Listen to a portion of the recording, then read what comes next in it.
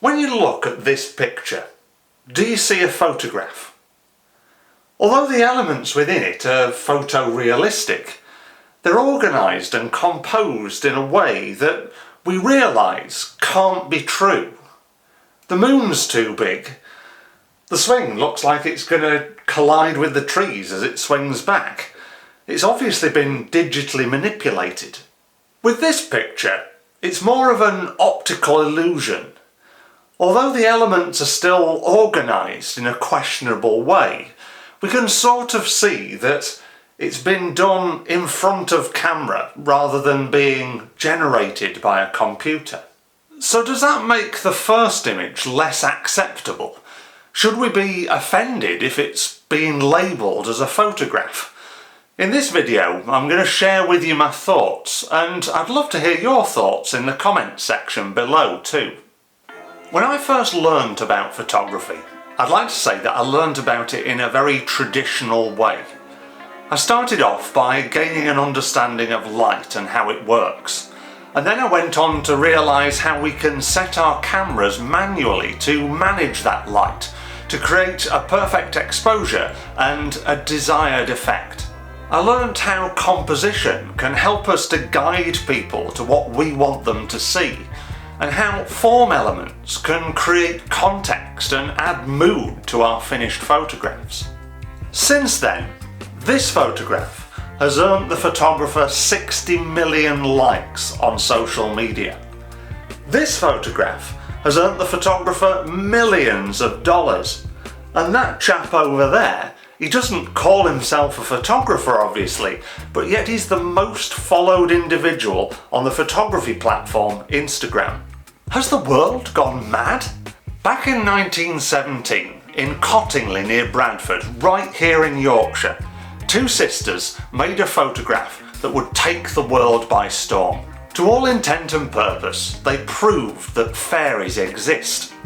Of course, in the early 20th century, everybody saw photographs as solid proof because nobody believed the camera could lie. Although the photograph fooled many people, it soon came to be seen as being clever because they'd managed to do something that was far beyond the wildest dreams of many pointer and shooter. Fast forward to a century later, and film, the way of recording still photographs since the early 1900s, was starting to be usurped by new digital technology. Some people clung on as tightly as they could to their traditional ways, but they soon realised that this newfangled technology was not only cheaper, it was even producing better results.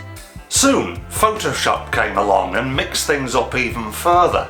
Suddenly, a digital image wasn't just a photograph produced by a digital camera, it was any picture generated by some kind of computerized technology.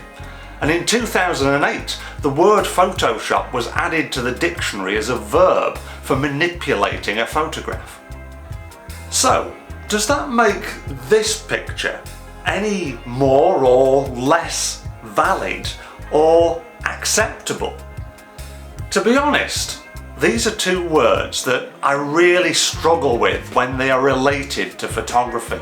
They suggest that there's some kind of benchmark, a rule that all photographers should abide by when making pictures, some kind of communist-style levelling of photography, where if you go against the grain, you and your work are ostracised. I've found that the main reason why people pick holes in the creative endeavours of others is because they feel intimidated.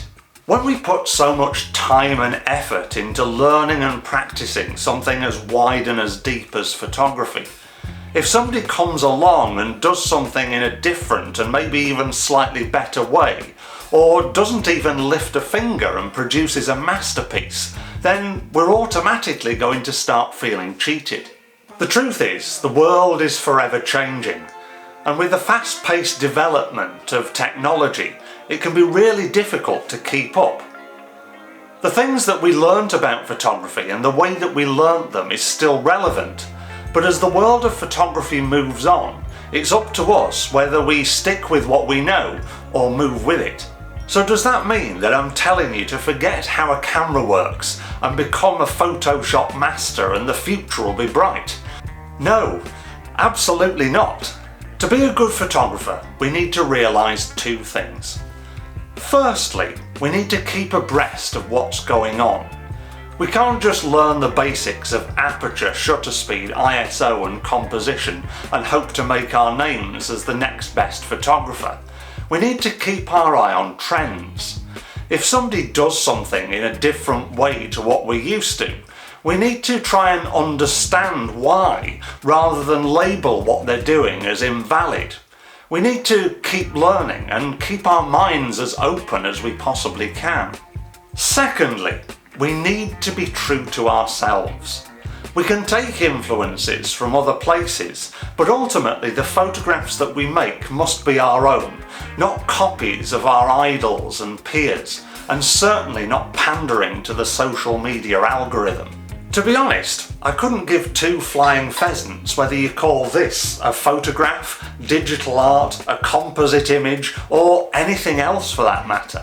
The truth is, it's just a different way of creating a visual image.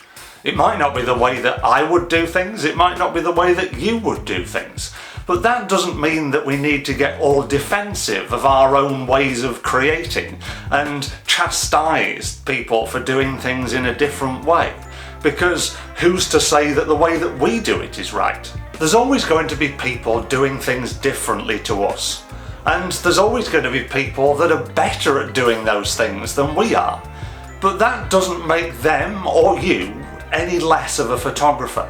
Great photographers will just concentrate on what they're doing, because let's face it, we're not in control of anything else. If we become comfortable in our own skin as photographers and believe in what we do, then it doesn't really matter what anybody else is doing.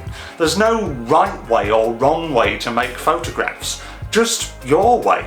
Maybe to take this further, you can work out whether you're doing too much post-production or not. If you want to find out, then watch this video next.